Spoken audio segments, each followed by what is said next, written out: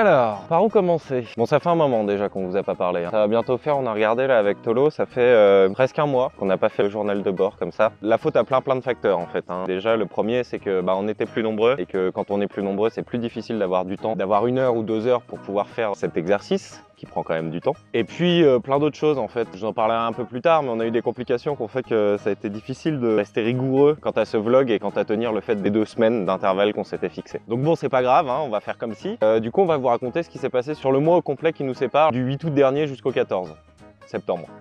Du coup. Pour commencer, la dernière fois on vous avait laissé, on n'était pas loin d'Antofagasta, vers la main du désert, etc. Je sais pas si vous vous souvenez. Donc on y est resté jusqu'à attendre en fait Nidé, notre 4e baroudeur en fait. Je me présente en 2 secondes. Moi c'est Nidé, je connais Tolo et Jordo depuis maintes et maintes années maintenant. Et du coup ils m'ont offert cette opportunité de venir ici au Chili. Donc on est resté à Antofagasta, on a récupéré Nidé. D'ailleurs j'y pense. Petit hommage, c'est pour toi Nidé. Du coup, pour ma part, j'ai atterri à Santiago le 7 et j'ai retrouvé mes 2 petits copains, mes 2 petits couillons, le 8 au matin à Antofagasta, 1400 km au nord. Et du coup, à partir de là, on a commencé à tracer vers le nord. Sans plus attendre, on a repris la route pour continuer de monter vers le nord. On a continué de monter pour atteindre une nouvelle région tout en longeant le fleuve qui s'appelle le Rio Loa. Et en fait l'idée c'était que pendant une journée on s'est dit on va faire une journée un peu off, donc on est resté là quasiment toute la journée. Le soleil était radieux, il y avait beaucoup de chaleur, on avait de l'eau pas très loin. C'est un endroit assez joli d'ailleurs, c'est un canyon profond, assez ocre, avec une vallée verdoyante qui serpentait le long du Rio Loa justement. Et puis donc assez rapidement on a mis les voiles, on est monté le lendemain au nord dans une ville minière, une ville fantôme qui s'appelle Chacabuco. Il y en a beaucoup dans cette partie du Chili, c'est un monument national. Premier dépaysement, une ville déserte, une ancienne ville minière en plein milieu du désert. Donc là, on s'acclimate pas si vite que ça à la chaleur qu'il fait dans le désert. Le chemin n'était pas vraiment balisé, donc en fait on a vu cet aspect assez brut de ces villes minières, qui plus est parce que l'endroit n'a pas franchement été restauré. On a préféré le laisser tel quel. C'était intéressant, ça donnait une vision un peu authentique finalement de ces miniers, de ces pampinos comme on appelle ça, les habitants qui vivaient ici le temps où ces mines étaient actives. On part le mercredi 8 de Antofagasta pour arriver à Calama le 10. L'objectif c'était que le lendemain en fait on a changé un premier truc qui était défaillant chez Manolo, c'était notre autoradio qui nous avait lâché et donc on est allé s'occuper de ça. On a voulu acheter une autoradio et la monter nous-mêmes, on s'est viandé mais totalement. Alors on n'est pas très bon en électricité, mais la faute est à imputer aussi à une espèce de mec qui tournait autour comme ça du van pendant qu'on était garé sur le bas-côté de la route. Et alors que j'étais en train de faire les branchements avec Nidé, ce mec n'arrêtait pas de venir nous prendre la tête pour nous faire bouger la voiture, pour laver Manolo. Donc on s'est viandé, mais total. Ça a fait des étincelles et après ça a fait plus rien. Donc on est allé dans un garage qui nous a conseillé de racheter une nouvelle autoradio. Donc on a racheté 2 autoradios. C'est eux qui sont occupés du montage. On commence à rouler et l'autoradio marchait, on était super contents, on avait de la musique. Et d'un coup, Nidé met les phares et là... plus de son, plus d'image. Donc on est là, on dit putain mais c'est pas possible quoi, on vient de réparer et il y a ce problème. Qu'est-ce qui se passe? On se rend compte que quand on éteint les phares, l'autoradio se rallume. C'est quoi ce délire? On cherche sur internet, on se rend compte que c'est ça, que le problème vient du fait que ce mec là a branché la masse de la radio sur la même masse que les phares. Du coup on a trouvé sur internet comment faire pour réparer. Ça faisait quand même 3 fois dans la même journée qu'on ouvrait l'autoradio, donc on commençait un peu à avoir le coup de main. Donc on a ouvert l'autoradio, on a branché la masse au bon endroit et du coup, alléluia, ça a marché, on avait de la musique. Ça a l'air de rien comme ça, mais on fait des fois des trajets qui sont quand même assez longs et sans musique c'est quand même un peu compliqué quoi. De Calama, on y reste une journée pour repartir le lendemain sur Iquique.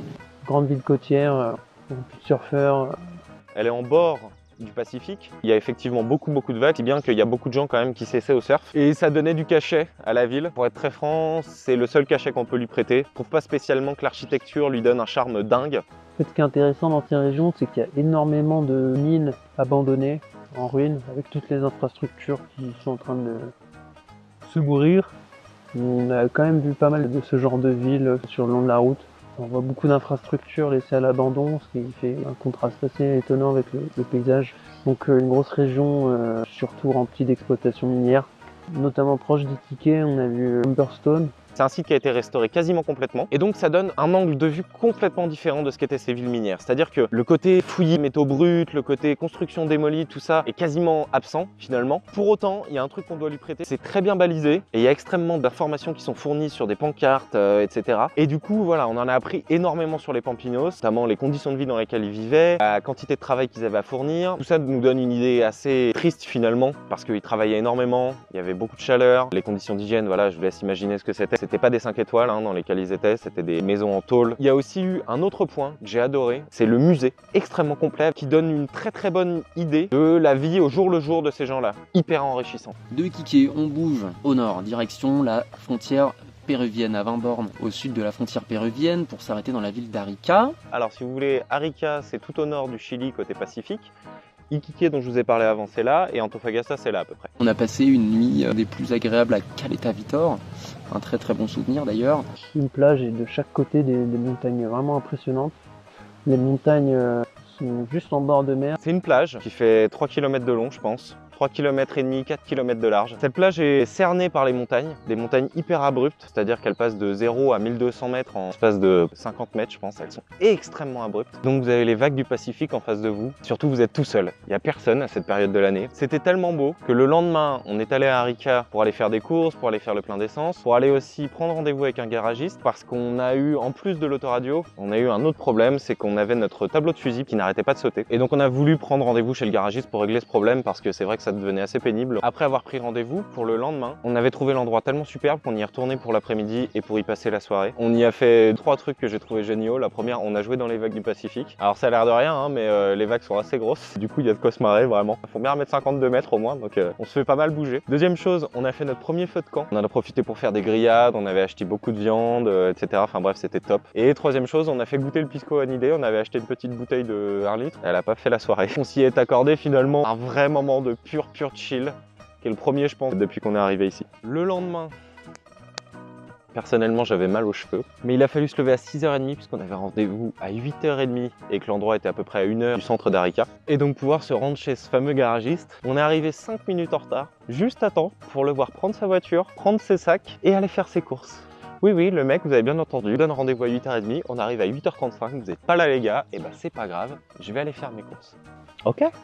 Donc on l'a attendu jusqu'à 11h du matin. À sa décharge, il nous a pris extrêmement rapidement et il a trouvé très vite l'origine du problème en fait. Et en fait, depuis ce jour, on n'a plus du tout de problème avec Manolo. Plus aucun problème de fusible. Et ça, je me dis que ça valait bien le coup d'attendre que le mec aille chez Carrefour pour aller s'acheter son saucisson préféré quoi. On a fait une petite halte avant de quitter Arica, un point de vue qui s'appelle El Morro. Et en fait, c'est un point de vue, si vous voulez, qui surplombe totalement la ville et l'océan, donc c'est assez joli. Il y a un drapeau chilien notamment là-bas qui est énorme, qui doit faire, je sais pas, peut-être 70 mètres de haut. Mais l'endroit était assez mignon.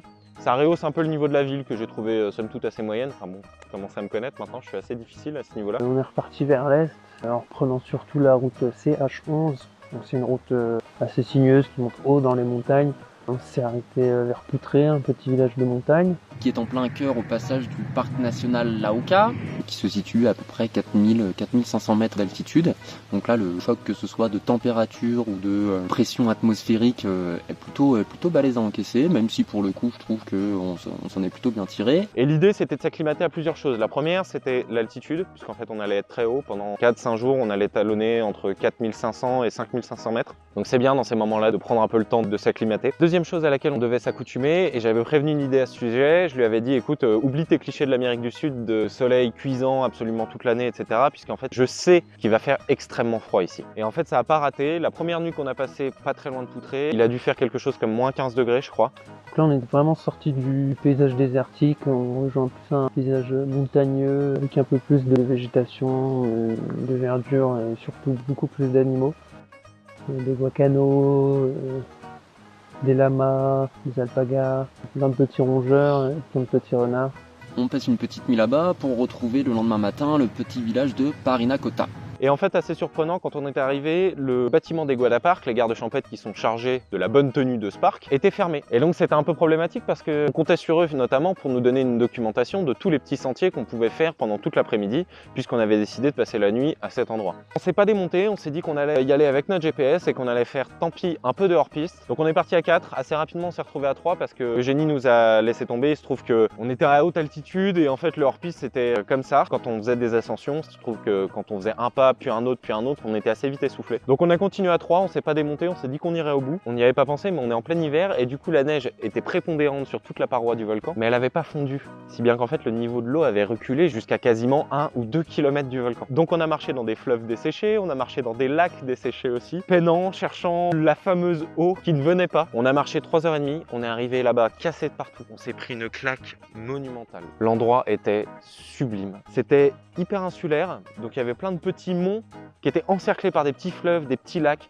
L'eau était turquoise, la plage sable blanc. Dans toutes les directions où on regardait, c'était absolument magnifique. Et là, on s'est dit que ça valait le coup de faire du hors-piste. Ça valait le coup de souffrir un peu. Quand on voit un paysage comme ça, on est là, on se dit c'est bon, j'ai pas fait ça pour rien, quoi. Donc on est arrivé là sur les coups de 14 h, on y est resté une petite heure, le temps de manger.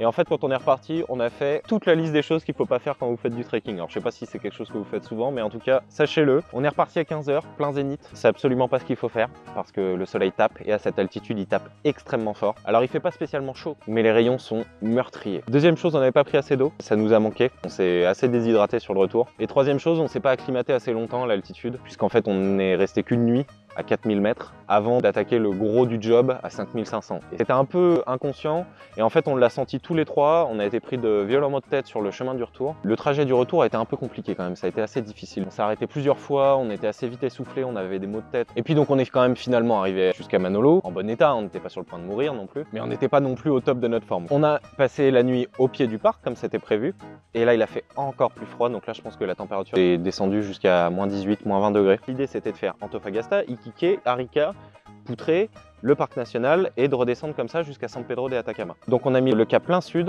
On décide de bouger de là le lendemain pour rejoindre le parc national Las Vicuñas. Je te fais la traduction, ça veut dire Vicogne, c'est un cousin des alpagas, des lamas et de tous ces connards-là. Pourquoi on décide de passer par là? C'est qu'il y a le Salar des Sourires. Salar des Sourires, je te la fais courte, c'est un désert de sel. Qui offre quand même un spectacle assez magnifique, notamment c'est un terrain de prédilection des flamants roses, ils adorent venir là et on en a vu beaucoup au loin. Il se trouve qu'on n'a jamais pu vraiment les approcher parce qu'ils étaient encore très sauvages et dès lors qu'on était un peu trop présent, on va dire, ils s'envolaient assez vite. Et puis on est allé s'installer pour la nuit dans un autre endroit absolument dingue, des thermes naturels, complètement naturels, c'est-à-dire vous êtes en pleine montagne, vous avez rien autour, pas d'infrastructure, que dalle. On a pu profiter des thermes du parc, notamment pour prendre un bain bien attendu depuis quelques jours. À noter quand même qu'il fait extrêmement chaud dans l'eau et à proximité de l'eau, et pourtant on était garé à 5 mètres, et à 5 mètres c'est le froid polaire. C'était 3-4 jours à traverser ces parcs montagneux, avec un paysage totalement différent de la route désertique qu'on a pu traverser. On a terminé par le parc du volcan Isuga. La route était bloquée par la neige, donc difficile d'accès. Impossible d'accès. Pour le coup, on s'est un peu fait niquer parce que c'est un petit sentier de merde. Et arrive un moment, à cause de la neige et du sable environnant, le terrain devient impraticable, du coup on est obligé de faire demi-tour. Comment vous la décrire? Des roches énormes partout. Une route à peine balisée, de pauvres petits traits qui est large pour l'espace d'une voiture et encore je pense que Manolo déborde de chaque côté. Extrêmement sinueuse avec des pentes comme ça, des descentes tout pareil, des passages à guet aussi notamment. Il y en a eu plusieurs et avec de l'eau qui est gelée. On a rejoint le parc. Après ces deux parcs, on est redescendu vers Calama pour des raisons pratiques. On s'est fait chier. C'est une ville chiante. Craignant le fait de tomber en panne, on a préféré se rapprocher d'une grande ville. On s'est dit là-bas, on va y faire le plein, on va y faire les courses, on va se préparer pour la semaine qui nous attend. Et puis on a mis le cap jusqu'à San Pedro de Atacama. Pour rejoindre San Pedro de Atacama, on a presque 600 bornes, du coup 6 heures de route. Et avant d'arriver à San Pedro de Atacama, on s'arrête 100 km au nord de ce petit village pour les geysers d'El Tacio. On est arrivé là-bas à 22 h, on est allé s'installer au pied du site géologique et cette nuit fut assez courte puisque hormis le froid, on a dû se lever à 5h30 je crois pour pouvoir rentrer dans le site à quelque chose comme 6 h ou 6h30 me semble-t-il. On a pu commencer à visiter ce site aux aurores avec énormément de fumerolles. Je crois qu'il y a plus de 70 geysers à El Tacio. C'est aussi le champ de geysers le plus haut de tout l'hémisphère sud. C'est un endroit qui est assez prenant, hein. C'était vraiment très beau comme endroit et effectivement il fallait mieux y venir de bonne heure parce que les rayons du soleil rasant donnaient à tout ce lieu une couleur assez rosée, orangée. Et donc on est allé s'installer dans San Pedro de Atacama. Puisque moi je repars le 24, on décide de voir un petit peu toutes les activités qu'il y a à faire autour de San Pedro de Atacama et d'y rester quelques jours jusqu'à mon départ. On a dormi aux alentours pendant les 4-5 jours jusqu'au départ de Nidé le 25. Mais on a su quand même en profiter pour faire du sandboard. Faire du snow sur les dunes, c'est quand même assez contre-intuitif comme truc et pourtant c'est une expérience qui est vraiment à faire. On est en chaussures de snow, on a tout le matériel à porter. Il n'y a pas de remontée mécanique une fois qu'on descend. C'est avec tout son matériel sur le dos qu'il faut remonter dans le sable, hein, donc on s'enfonce. 2 minutes de plaisir intense pour 30 minutes de souffrance. Ça vaut franchement le coup. On a visité un observatoire astronomique tenu par un couple franco-chilien. On a pu apprécier les étoiles et les différentes planètes à travers des télescopes. On a réussi à voir Saturne et ses anneaux, Jupiter et ses 4 satellites. On a réussi à voir la Lune comme on ne l'avait jamais vu. On a réussi à voir des protogalaxies dont j'ai oublié le nom. Il y en a une qui est très proche de la Voie lactée qui est en train de se faire absorber et c'est celle-ci qu'on a pu observer grâce au télescope. Alpha du Centaure, Bêta du Centaure. On a appris beaucoup de choses intéressantes. Oh ça va! On a appris aussi beaucoup de choses. Comprendre les notions d'astronomie essentielles comme l'écliptique, qui est l'axe en fait que suivent toutes les planètes que l'on observe la nuit, comment se repérer dans le ciel, enfin bref, c'était une séance de 2h30 je crois, qui est absolument dingue. Et même en apprendre beaucoup plus sur toute la géographie de la Lune, les premières cartes sélénographiques qui ont pu être faites, pour paraphraser Jules Verne. D'ailleurs, notre hôte, c'était Alain, un groupe français de chez nous, très sympa, qui nous a même fait des chocolats chauds. Près de San Pedro, il y a aussi quand même un peu d'histoire, puisqu'on a quand même pu voir une pucarate. Une ancienne forteresse, ça a appartenu à une tribu ancienne. Donc les Atacameños, une forteresse qui a été bâtie il y a très longtemps. Qui avait pour but de défendre la ville, le village et la région. Et pour terminer, on a fait également la Laguna Chaxa, donc ça c'est dans la réserve nationale Los Flamencos, des oiseaux éponymes en fait. Beaucoup de flamands, font leur vie de flamand. Je sais pas ce que ça fait un flamand dans sa vie. À part bouffer, être rose, ça fait pas grand chose. Et on a pu voir encore une fois, mais cette fois-ci beaucoup plus près, plein de flamants roses qui cherchaient sans doute du plancton ou des choses de ce genre dans la vase du salar d'Atacama qui est contenu dans cette réserve nationale. Et puis le 25, on a malheureusement dû se séparer de Nidé. On l'a laissé à la station de bus d'Atacama et puis lui repartait à Santiago pour repartir ensuite en avion jusqu'à Paris. C'est triste. Ce qui m'a beaucoup plu dans ces 3 semaines que j'ai pu faire avec les Road Mighty Crime, c'est qu'aucune journée ne se ressemble par le paysage, le décor qui nous est offert devant nous. Chaque seconde est dépaysante en fait. N'importe où, au Chili, à chaque fois qu'on tournait la tête quelque part, on avait un paysage différent et c'est quelque chose de très agréable d'être dépaysé. À chaque fois qu'on tourne la tête, on pouvait regarder à gauche, il y avait le désert sur des kilomètres et des kilomètres à ne plus en voir. On regardait à droite, il y avait la cordillère des Andes qui nous surplombait de ses monts enneigés. Sur la côte, c'était un peu le même sentiment. On avait l'océan Pacifique d'un côté, le désert de l'autre ou encore une fois les montagnes. Le Chili concentre des paysages aussi diversifiés que magnifiques. Bref, je conclurai là-dessus. C'est très beau, c'est un peu con, mais j'en ai rien à foutre. Donc à partir de là, Jordan, Eugénie et moi, on a repris la route pour passer en Argentine. C'était assez compliqué, on a fait un premier poste frontière au nord de San Pedro d'Atacama. Ils ne voulaient pas nous laisser passer. Je vais vous la faire très courte, mais il y a une espèce de zone un peu floue en ce qui concerne les propriétaires de voitures chiliennes, mais qui sont des étrangers. Il y a une loi qui dit un peu tout et son contraire, et c'est un peu la loterie au passage de douane. Ce qu'on a fait, on a repris la route et on a refait beaucoup de kilomètres pour passer par une autre frontière beaucoup plus au sud. On a roulé de nuit jusqu'au second passage, en pleine montagne, sur des routes qui venaient à peine d'être déneigées. Et on est arrivé de nuit, la frontière étant fermée, les douaniers nous ont gentiment proposé de passer la nuit dans une espèce de caserne désaffectée qu'ils avaient. Et en fait, le lendemain, nous ont autorisé à passer la frontière et on a pu rentrer en Argentine en toute légalité, sans aucun problème. On s'est rendu très vite à Salta, qui est la grosse ville à proximité. On y est resté 2 jours, le temps de visiter un petit peu les alentours. C'était assez joli. Une ville magnifique, très très belle, un centre rempli d'histoire coloniale. C'est pas pour faire des comparaisons tout le temps, mais autant les villes chiliennes, je les trouvais assez peu intéressantes finalement, autant les villes argentines, de ce que j'en connais et de ce que j'ai vu ce jour-là, je retrouve beaucoup plus de charme, beaucoup plus de cachet dans la construction des bâtiments, dans l'architecture globale de la ville. Il y a un peu plus d'âme, c'est plus joli je trouve.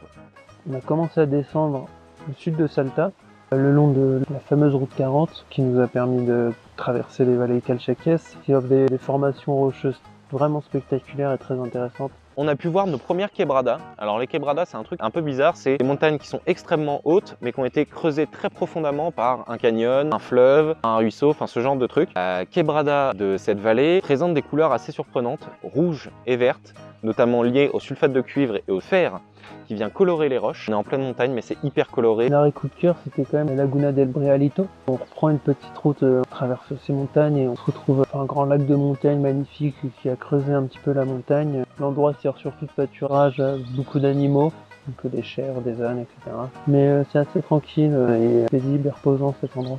On a continué le long de la route 40 pour rejoindre Cachi, une petite ville assez mignonne qui donne un peu l'impression d'être en Andalousie. Des maisons très basses, très calmes, en pierre blanche. On a continué à descendre jusqu'à Cafachete, le pays du vin. On s'est pas privé, on a acheté du vin local qui était délicieux d'ailleurs. Et donc une fois arrivé, on est remonté tout de suite vers le nord. Alors ça peut sembler contre-intuitif comme ça, mais il y a une autre quebrada qui s'appelle la Quebrada Las Conchas. Alors là pour le coup vous avez exactement l'image que vous faites du western. Paysage extrêmement désert, rocheux, rouge. Vous avez les montagnes qui sont ressorties de chaque côté. Là pour le coup c'est vraiment magique et magnifique. La roche quelquefois rouge, quelquefois noire, quelquefois verte, avec des formations vraiment à couper le souffle.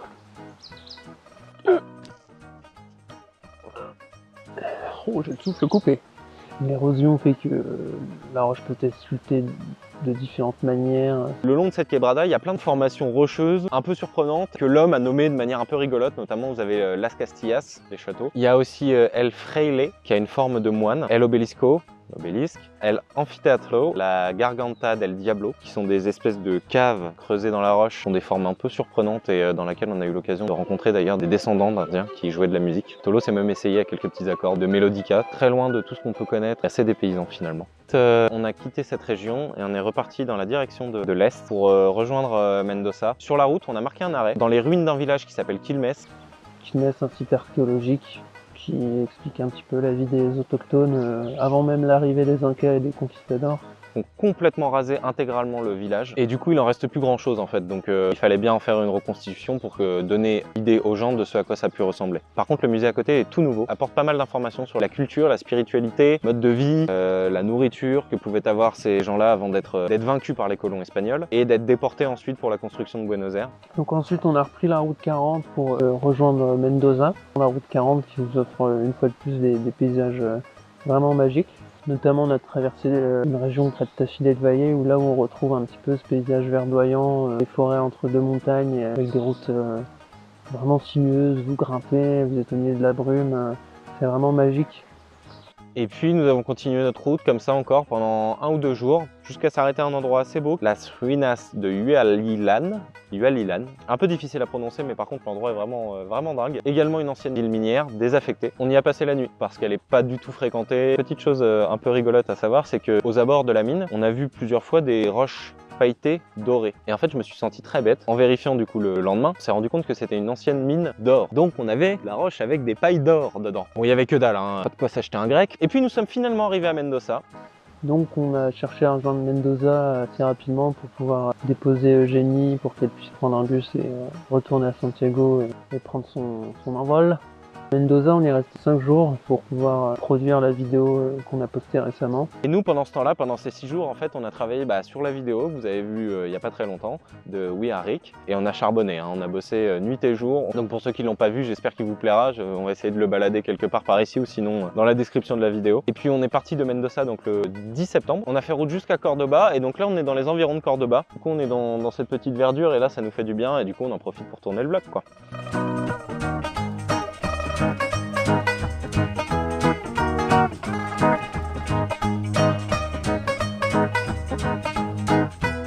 La vie dans le van, au final, j'appréhendais un petit peu avant d'arriver ici, parce que voilà, Manolo, même si c'est un bon gaillard, il fait pas 25 mètres carrés. Pour le coup, je suis pas forcément déçu de comment ça s'est passé, parce qu'on a su s'organiser. J'avais un petit peu peur de me sentir à l'étroit ou de pas forcément trouver les bons réflexes, etc. Mais au final, on s'y fait très vite. Je pense surtout parce qu'on n'a pas le choix, hein, concrètement. On vit tous dans un van, donc on fait au mieux pour que tout se passe le mieux. On essaie de s'organiser au maximum. On distribue les tâches. Mais en tout cas, plutôt surpris de la facilité avec laquelle on a pu s'adapter tous les 4 à vivre ensemble. Sans ça, l'organisation dans le van, ça a été un peu difficile à 4. Déjà, on n'a que 3 places pour dormir à l'arrière. Donc il a fallu alterner. Des fois, on avait le courage de dormir dans une tente à côté, quand il faisait suffisamment bon. Soit sinon, quand il faisait vraiment trop froid, on était à 3 derrière et il y avait une personne qui était devant. Personnellement, je l'ai pas fait, hein. Ça a été une nouvelle routine à prendre. À 4, il y a plus de gens, il y a plus de bouches à nourrir. Il y a des avantages, par exemple financiers, qui sont évidents. Notre espace de stockage pour la nourriture reste la même. Il y a eu assez peu de changements en fait depuis la dernière fois que je vous ai parlé. Qui plus est maintenant parce qu'on est redevenu un duo. Et du coup, on a retrouvé nos habitudes du premier vlog en fait, fin juillet à peu près. Je dois admettre que c'est assez plaisant de retrouver quand même cette petite routine, d'autant que c'est un rythme que je connaissais déjà d'avant. C'est revenu assez vite, quoi. Tous ensemble dans le van, c'est une dynamique différente que quand on est deux, mais avec des gens avec qui on s'entend bien, avec qui on peut rire, parler, discuter. C'est très enrichissant et on passe vraiment des bons moments tous ensemble. Il faut s'organiser différemment parce que on peut être un peu serré dans le van, mais on trouve des solutions pour tout ça.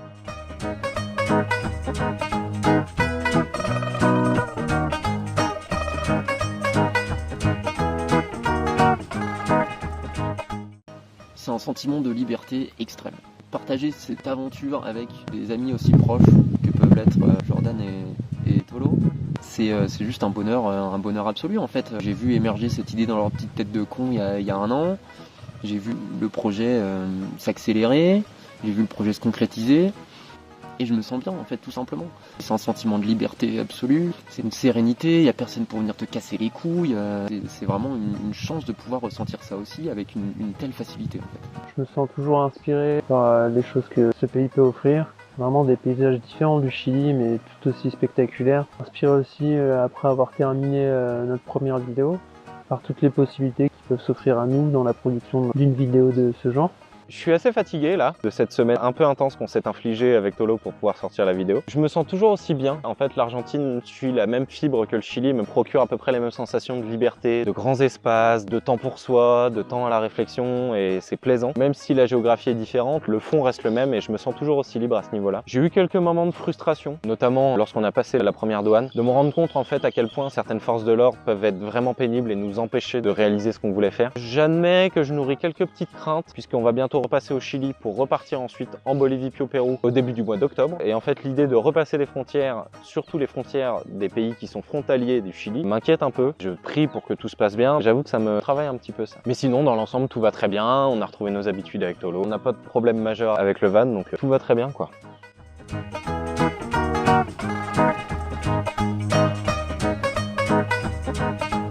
Ce qu'il y a de bien, c'est que comme on a tout un mois à vous raconter, là, on a eu l'occasion de vivre à 3, à 4, à 3 et à 2. Et en fait, je me rends compte que plus le nombre de personnes augmente, plus il est difficile de fédérer tout le monde autour d'un même et unique but. Que ça soit une visite, que ça soit un itinéraire, ça n'a pas été difficile parce qu'on est adeptes tous du consensus et qu'on était assez d'accord pour faire les mêmes choses, mais il y a eu quelques fois quand même on a eu des points de divergence et où on a fait quelque chose que je trouve assez dommage. On a séparé le groupe, c'est pas arrivé très souvent, mais les 2-3 fois où c'est arrivé, ça m'a fait un peu de peine parce que bon, moi je suis très dans ce délire, on est tous unis, on est tous en groupe, on fait tous la même chose, on partage tous les mêmes choses. Un peu dommage, mais rien de bien grave. La vie à 4 était relativement équilibrée. J'avais une idée avec moi qui est quelqu'un qui est un petit peu plus expressif, qui avait des tendances à être hyper introverti, fut un temps, mais qui depuis peu s'ouvre beaucoup plus, donc c'était quelqu'un qui se rapprochait un peu plus de mon caractère, de mon tempérament. Eugénie avait plutôt parfois quelques moods qui s'approchaient un peu plus du tempérament de Tolo, un peu plus introverti, un peu plus muet. Quand on était 4, c'était relativement assez équilibré. Ce qui s'est passé, c'est qu'on a retrouvé quand même nos meilleurs potes. Ça a permis de retrouver nos ambiances, de quand on faisait nos soirées, nos vacances. C'est quelqu'un qu'on connaît depuis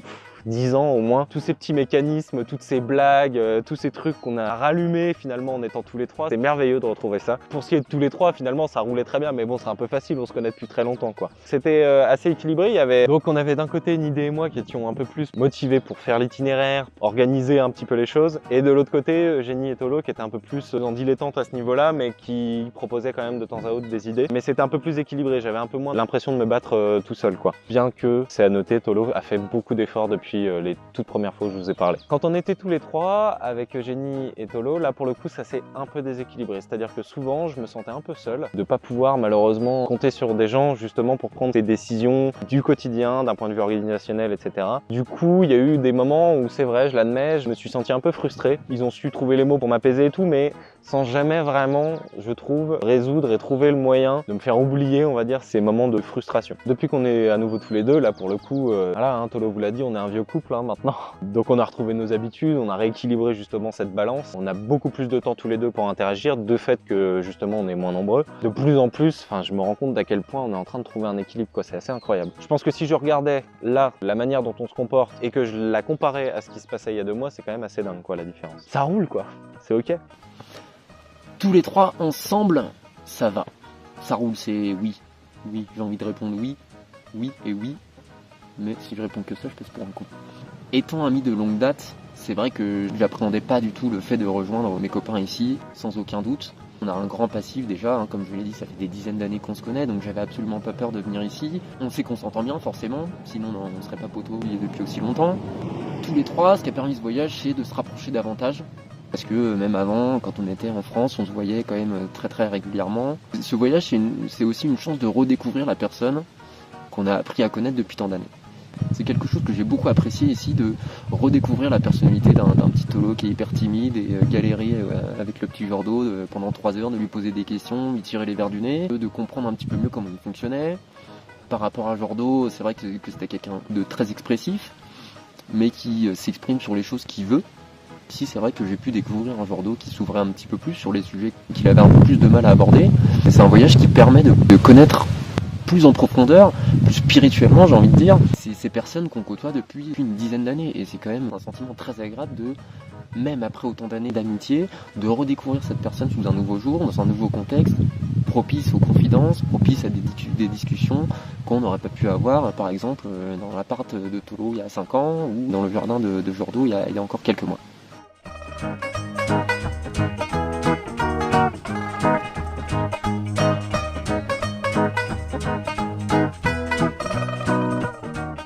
C'est un peu de la triche, hein, parce qu'on a eu un mois. J'en ai quand même quelques-unes à vous raconter. Déjà, on a crevé 3 fois. On a eu un pneu qui s'est fendu et qui a été réparé à l'aide d'une chambre à air. On a eu un pneu dont la valve s'est arrachée et qui s'est complètement dégonflé. Et on a eu ce même pneu à réparer. Une première fois, on l'avait emmené chez un mécanicien du dimanche. Il nous avait fait un truc à pas trop cher, mais un truc... je sais pas, il a dû souffler dans le trou ou j'en sais rien. C'est bon, c'est réparé les gars. On a roulé un jour et après... rebelote, on a recrevé. On n'a pas racheté de nouveaux pneus, mais on a trouvé un mécanicien qui était vraiment mécanicien, par exemple, qui s'est attaché à faire des réparations contenu le coup. On a eu 2 nouveaux problèmes de batterie, une fois à San Pedro de Atacama, et c'est des locaux qui nous ont aidés. Et on est tombé plus récemment une nouvelle fois en panne de batterie, en partant de Mendoza, et c'est la propriétaire du Airbnb dans lequel on était, qui nous a aidés à nous en sortir. Je trouve que les 2 fois, c'est parce qu'on avait oublié d'éteindre les feux, ou d'éteindre la batterie, ou les 2 en même temps. On était un peu stupide, quoi. On a eu un petit peu de difficulté avec notre bouteille de gaz, qui sert à chauffer la gazinière, puisqu'en fait, celle-ci était à vide peu de temps avant qu'on rejoigne Mendoza. Alors déjà, il faut savoir que c'est un peu difficile de trouver des entreprises qui sont spécialisées dans le fait de recharger les bouteilles de gaz, premièrement. Une fois qu'on est arrivé là-bas, c'est passé autre chose, c'est qu'on avait une bouteille qui était chilienne et je sais pas comment c'est possible, mais au Chili, il y a un adaptateur qui se visse sur les bouteilles de propane qui est spécifique du Chili. Donc en fait, les mecs ont dû dévisser l'adaptateur et remettre un adaptateur qui soit universel et propre à l'Argentine, au Paraguay, au Pérou, au Brésil, à l'Uruguay et à la Bolivie.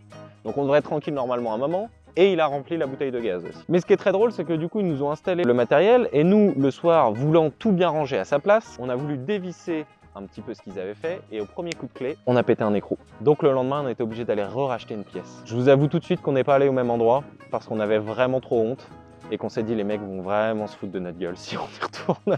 Et puis, dernière galère, et c'est une des raisons pour lesquelles aussi on a eu du mal à faire des vlogs et qu'on vous en fait un sur un mois là, c'est que notre batterie auxiliaire nous a lâché et qu'on a été obligé de la changer et on l'a fait très récemment parce qu'on l'a fait hier. La bonne nouvelle, c'est que le matériel par lequel on l'a remplacé, ça semble être en tout cas jusqu'à maintenant du très bon matos qui nous permet une autonomie de recharge des appareils électriques qui est 3 fois supérieure à ce qu'on avait maintenant. Et c'est très bon augure parce que du coup on va avoir notre ordinateur plus souvent, on va pouvoir monter plus facilement sans avoir besoin d'aller dans une station-service ou quelque part pour récupérer du courant et pouvoir travailler. On a eu de nouvelles galères avec Manolo, les pneus crevés sur la route, il faut changer une roue sur une route de montagne. Une grosse galère avec notre batterie auxiliaire, une batterie branchée en parallèle sur la première, qui fait que quand on roule, elle se charge et qui nous permet en gros de recharger le matériel comme l'appareil photo, l'ordinateur, les téléphones et tout ça.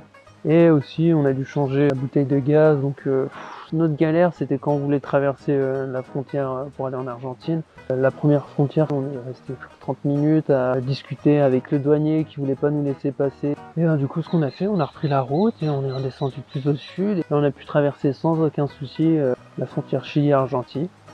Pour ce qui est des galères, là pour le coup je vais un petit peu plus galérer pour parler parce que pour le coup je vois pas beaucoup d'ombre noire au tableau. Si par galère on entend de s'habituer à un quotidien avec un monde d'hygiène évident, avec des températures qui par exemple à Poutré avoisinent les moins 15, les moins 20 degrés.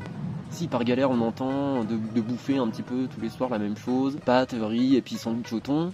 Si c'est ça qu'on entend par galère, j'en ai pas eu pendant ce voyage. J'ai fait en sorte que même les côtés les moins agréables du voyage soient transcendés par cette volonté de bien faire, par cette volonté de partager vraiment tout et un petit peu de s'en foutre des petits trucs de merde qui auraient gâché le voyage sinon en fait. Pour moi, de mon sentiment personnel, sur ces 3 semaines en tout cas, j'ai pas eu de grosses galères en soi à part les quelques petits détails que j'ai dit précédemment.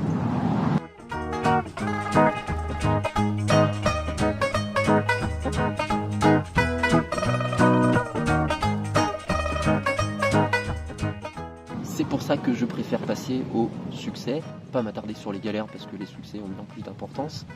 Pour commencer, déjà, ce voyage est un succès personnel. Ça fait longtemps que j'ai ce désir de m'évader un petit peu de la vie quotidienne en France, même si j'ai déjà eu l'occasion de voyager un petit peu en Europe ou en Asie.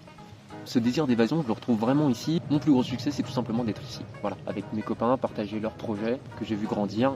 Et je pense que participer à ce projet, c'est aussi un de leurs succès, d'avoir réussi à fédérer autour d'eux des potes qui connaissent depuis de longues dates, avec qui ils savaient très bien que ça allait bien se passer. Et je vais peut-être dire que ça en fait pour le succès.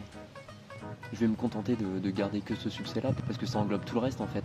Tout ce qu'on a vécu ici, c'est des succès. Tout ce qu'on a fait pendant ce voyage, ça englobe le succès général en fait. Je veux dire, tout ce que j'ai pu voir, que ce soit les animaux sauvages, que ce soit tous les paysages extraordinaires que j'ai pu voir, sur la côte atlantique, dans le désert, dans les montagnes.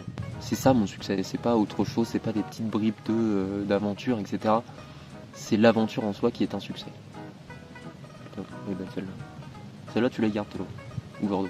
Les succès, ça a été de garder son sang-froid quand on était tous ensemble et de ne pas oublier qu'on était un groupe et que du coup il fallait satisfaire les envies de tout le monde. Mine de rien, ça semble bénin dit comme ça, mais c'est pas quelque chose de fondamentalement acquis, surtout quand on a des personnalités qui sont aussi différentes que celles qu'on pouvait avoir et qui composaient notre petite bande quoi finalement. Le second, ça a été de réussir, c'est bête hein, mais ça a été de réussir en une durée si courte de produire une vidéo qui nous a demandé peut-être 100 heures de boulot au total, qui est We Are Rick tout simplement. Ça a été vraiment top. Je savais pas trop en fait comment on allait vivre le fait de travailler ensemble avec Tolo, mais on a trouvé un rythme, je sais pas par quel miracle, qui marchait extrêmement bien et qui nous a été diablement efficace toute la semaine. Et puis un troisième, ça a été de continuer à trouver plein de petits endroits très mignons comme cette cité minière où on a dormi, les thermes naturels. Je me répète encore une fois, mais en fait c'est plaisant de trouver quelque chose qui n'est pas indiqué, qui est du coup très peu visité et où on arrive malgré tout à se rendre. Je sais pas te dire pourquoi ni comment, mais ça donne un écho, un cachet encore plus fort aux endroits qu'on visite quoi. Réussir à créer une routine qui marche pour 4 personnes dans un espace si restreint. On a survécu à une randonnée hors sentier. On est parti un petit peu à l'arrache au milieu du parc national, donc on voulait voir les lagunes et on a un petit peu créé notre propre sentier, donc avec l'altitude qui tape sur le crâne, etc. Mais au final, on a réussi à rejoindre ces lagunes et rentrer au petit village où était garé Manolo.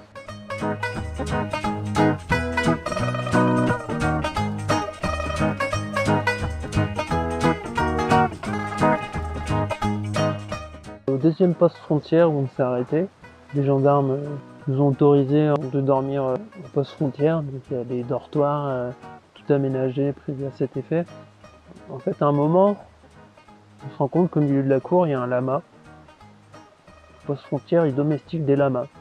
Il y a un lama au poste frontière qui est là pour empêcher les brigands et autres entourlupeurs de passer la frontière chilienne vers l'Argentine. Il s'avérait peut-être même qu'ils auraient poussé la porte et seraient rentrés dans le dortoir pour nous observer dormir. C'est quand même quelque chose, ça. Je vais d'abord vous raconter une anecdote qui s'est produite lorsqu'on était encore avec Nidé. On roulait vers San Pedro d'Atacama, on était 4. Donc il y a un truc que je vous ai pas dit, c'est que comme on était 4, quand on roulait, il y avait 3 personnes qui étaient à l'avant, ou 2, et les autres étaient à l'arrière. Vous vous doutez bien que ce genre de truc n'est pas hyper légal quoi. Là en l'occurrence on était 2 à l'avant, on revenait des geysers Deltasio, Nidé conduisait, j'étais à côté, et à l'arrière il y avait Tolo et Eugénie. Et en fait sur la route, à un moment donné, on se fait arrêter par la gendarmerie. Donc là, il y a 2 possibilités. Soit on laisse place à la panique, et ça se voit, qui plus est par des forces de l'ordre, qui sont formées pour, soit on choisit d'être totalement zen, quitte à se faire prendre et tant pis quoi. Donc on se fait arrêter sur le bas-côté. Il se trouve que Nidé roulait un peu vite et du coup c'est un peu pour ça qu'il s'est fait réprimander. Les rideaux derrière nous étaient évidemment fermés. Le gendarme nous demande nos papiers, on lui donne. On reste d'un calme absolu, on s'étend en excuses lorsqu'il nous reproche d'avoir roulé un peu vite. Il nous donne nos papiers. À un moment donné, je le vois, il jette un petit coup d'œil comme ça à l'arrière, mais très vite, hein. Ça a duré une demi-seconde. Donc là, j'ai les poings qui se sont serrés de stress, mais je me suis forcé à rester extrêmement calme. Et il revient vers nous, il nous tend les papiers, il nous dit de faire attention et il nous laisse partir. La chance! La chance! Je pouvais pas ne pas raconter ce truc parce que je pense que vu de l'arrière, Tolo et Eugénie l'ont vécu différemment, bien qu'ils étaient en stress aussi, mais devant, c'était l'apocalypse dans mon cerveau, mais le calme absolu dans ma bouche, quoi. Deuxième anecdote, lorsqu'on est arrivé à Salta, on est resté 2 jours, et alors que j'étais au téléphone avec ma copine, j'ai vu un attroupement de gens. J'étais sur le trottoir d'une rue, assez large, et j'ai commencé à voir plein de gens arriver vers moi. Au début, il y avait 1, 2, 10, 20, 100 personnes, et en fait, il y a eu une énorme foule qui est arrivée, et je comprenais pas pourquoi, j'étais au téléphone, j'arrivais pas à parler, ni à comprendre, ni à entendre ce qu'on disait. Donc je suis resté là pendant 1 minute un peu muet. J'ai vu passer pour la première fois de ma vie la flamme olympique. Il se trouve que les Jeux olympiques de la jeunesse ont lieu à Buenos Aires en Argentine en 2018. Et du coup, j'ai vu les dernières étapes du passage de flambeau et j'ai vu un coureur olympique avec la flamme olympique. Ça m'a ému. Ceux qui me connaissent savent que c'est une épreuve sportive que j'apprécie énormément. J'étais hyper touché purement par hasard d'assister seul, en plus parce que Jenny et Tolo étaient dans un bar, d'assister seul à ce moment assez particulier pour moi. C'était hyper plaisant en fait. Bon, je vais peut-être coiffer les copains au poteau, mais je vais parler du fait qu'on ait changé une roue dans un endroit qui était pas si habituel que ça. Cette journée-là, on devait partir du coup voir les Lagunas Rojas, les lagunes rouges, hein, pour ceux qui ne connaissent pas. Il y avait aussi apparemment des lagunes vertes, des lagunes jaunes, enfin voilà, un petit peu des lagunes de toutes les couleurs et on était un petit peu pressé de voir ce paysage qui s'offrait à nous. Les routes étaient dégueulasses, route merdique, chemin dégueulasse avec des ornières, des bosses, etc. Manolo tremble de tous les sens, mais bon, on se décourage pas et on continue d'y aller. Et à quelques kilomètres du coup des Lagunas Rojas, on s'engage sur un sentier qui est un petit peu plus galère que les autres. Au bout d'une dizaine de minutes, on aperçoit un petit peu au loin un 4x4 suivi d'une camionnette qui arrive en face de nous. Et arrivé à notre hauteur, le gars s'arrête, descend sa vitre, nous regarde et nous fait signe de regarder derrière et de se dire bah écoute mon coco, si t'arrives à monter la petite montée là enneigée, plein de gadou avec ton petit Manolo, bon courage mon pote parce que moi avec mon gros 4x4 j'ai pas réussi. Donc là déjà premier coup dur parce qu'on se dit ça a l'air d'être un endroit carrément sympa. On doit faire demi-tour dans un chemin qui doit faire 1 mètre, 1 mètre 50 de large avec un petit Manolo qui fait 4 mètres 50 de long. C'est pas génial.